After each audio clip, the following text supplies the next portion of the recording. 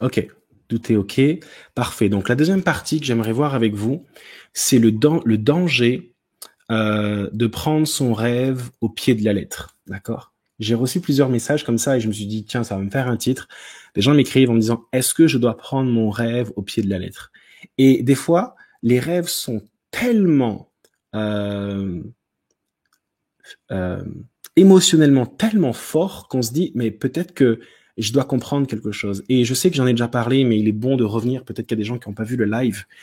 Le Saint-Esprit, quand il nous parle à travers des visions nocturnes et surtout les visions nocturnes, il accentue nos émotions, il accentue ce qu'on va ressentir pour nous faire comprendre quelque chose.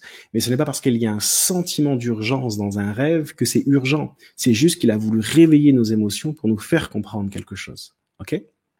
Donc, donc c'est important des fois quand je vous lis des fois, il y a des personnes qui Dieu leur parle de choses en disant et vous m'écrivez en disant mais je pense que là il faut que je c'est pas symbolique, il faut que je le fasse, il faut que et non c'est symbolique et il y a un danger de prendre son rêve au pied de la lettre. Et pendant que je priais, j'aimerais vous soumettre un texte. Pourtant je l'ai lu et relu. Et peut-être que vous allez dire, bah oui, je l'ai déjà vu, mais moi, je n'avais pas fait le lien. Et j'aimerais vous soumettre ce texte, de voir quelqu'un qui, dans la parole de Dieu, qui a pris un rêve au pied de la lettre. Il a reçu une vision nocturne et il l'a appliqué au pied de la lettre et ça a fait des dégâts. D'accord? Donc, voyons ensemble, c'est dans le livre de Daniel. Donc, alors, je vais l'envoyer, c'est là. Alors, c'est écrit. Euh, alors, je remets dans le contexte. Nebuchadnezzar a un rêve. Il se souvient plus de son rêve, mais il sait qu'il a eu un rêve. Il n'a pas dormi de toute la nuit. Et là, il demande à tous ces magiciens, tous ces conseillers en disant, je veux que vous me donniez, en plus de l'interprétation, vous me donnez de quoi j'ai rêvé et l'interprétation du rêve. Tout le monde dit non, c'est impossible, personne ne peut faire ça. Donc, Nebuchadnezzar, en colère, décide de tuer tout le monde. Daniel dit non, laissez-moi juste le temps de prier. Dieu lui révèle le rêve de Nebuchadnezzar et l'interprétation. Et c'est à ce moment-là que le verset très connu où Daniel dit Dieu change les temps et les circonstances. Et puis du coup, il va voir le roi et il donne l'interprétation et il est écrit Roi, tu regardais et tu as vu une grande statue. Cette statue était immense et d'une splendeur extraordinaire. Elle était debout devant toi et son aspect était terrifiant. Versets 32 et 33, la tête de cette statue était en or pur, sa poitrine et ses bras en argent, son ventre et ses cuisses en bronze, ses jambes en fer, ses pieds en partie en fer et en partie en argile. Donc là, il va décrire cette statue, d'accord?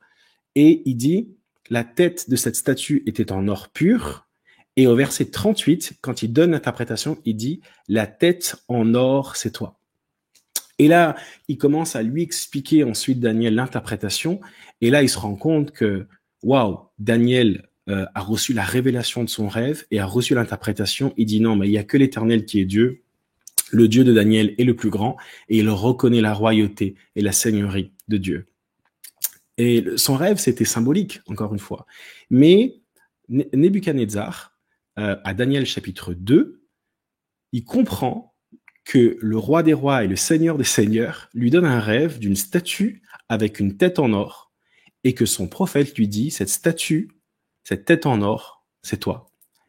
Et regardez ce qui se passe quand cette histoire est terminée. Le chapitre suivant, Daniel chapitre 3, verset 1, il est écrit, le roi Nebuchadnezzar fit une statue en or, haute de 30 mètres de large et de 3 mètres.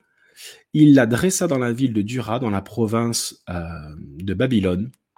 Et ensuite, il appelle tous ses conseillers, tout cela, et il va expliquer et il dira, si quelqu'un ne se prosterne pas et ne l'adore pas, il sera jeté à l'instant même d'une fournaise ardente.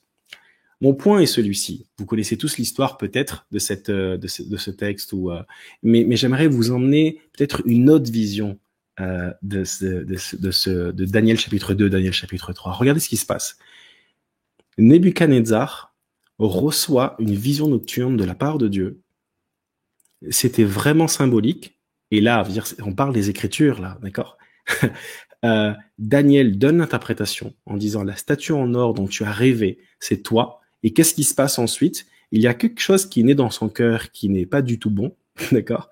Et il décide de dire, bah, si Dieu me considère comme une statue en or, alors je dis pas que c'est ce qui se dit, mais le texte continue en disant Nebuchadnezzar fait construire une statue en or en disant, bah, si vous vous prosternez pas, je vous tue tous.